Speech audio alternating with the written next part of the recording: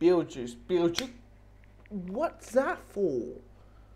You know the concept between fiction and reality, right? Like, you know the character does not exist. So and the title of the actual movie is called Beetlejuice. You know what? I hate if this movie gets a sequel. I hope this movie, yeah, because you never know, they might call it Beetlejuice.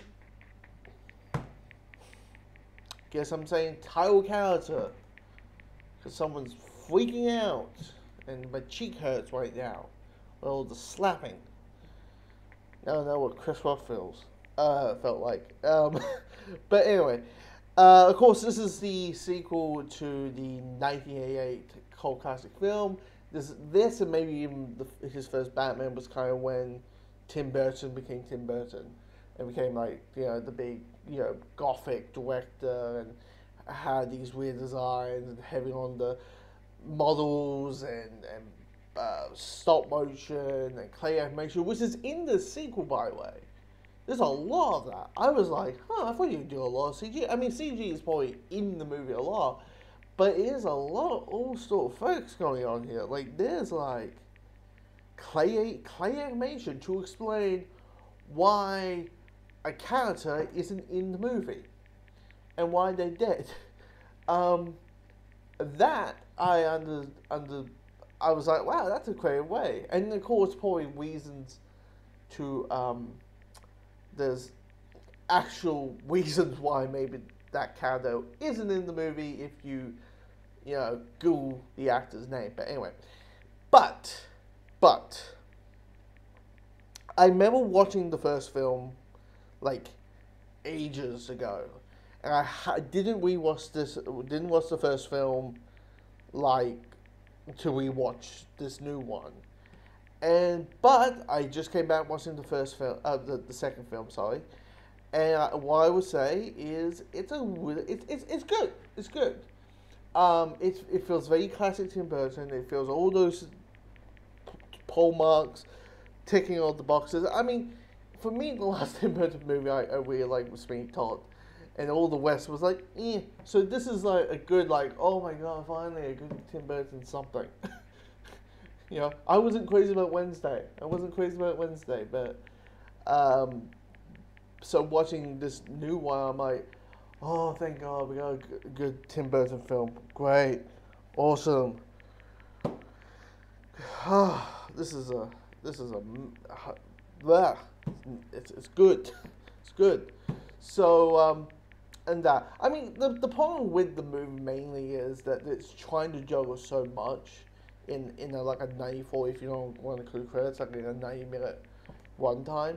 Like, most of it is trying to explore death and how we deal with loss and how we cope with it, and then you have the bickering between parent, the bickering between parent and child, because we're going to have Linda, who's technically our main character, who is all grown up, has a kid played by Jenna Taylor, and Ashton is the daughter, is your typical, like, you weren't there for me, you didn't care for anything, you're weird, mom, so fuck you. And I won't lie, when that was happening, my eyes rolled the back of my head because I couldn't. I was like, okay, edgy teenager. And my guess get Jenna Taylor, just so it isn't as like annoying as it probably would normally be. Even though I don't think Jenna Taylor is that good of an actor, I find she's a bit flat, a bit watered as a performer. So there's that. But it wasn't like, oh my god, can this kid shut up? Can someone just knock some sense into her or something? So you got all that, but the thing is also balancing this whole other plot going on, which is the title character's bride, you may say a corpse bride, has come back to life and is trying to hunt down the plot is trying to hunt down our main character for chopping her up. And that, I get it, is trying to merge all the, like, oh, it's all going to be pieced together at the end. But I just felt like we're just juggling too much in this short time frame. I felt like that could easily be missed out. Like, you could easily, I mean, I guess the idea is, like, you need to have a Beetlejuice, a main title character, plot, so because in the first film you can kind of have this mysterious figure and doesn't show up for like maybe for like 30 minutes or something, and have a one timer like 30 minutes, don't show up to the last half of the movie. But then when it comes to the sequel, the expectation is to see the character nearly every single 5 minutes.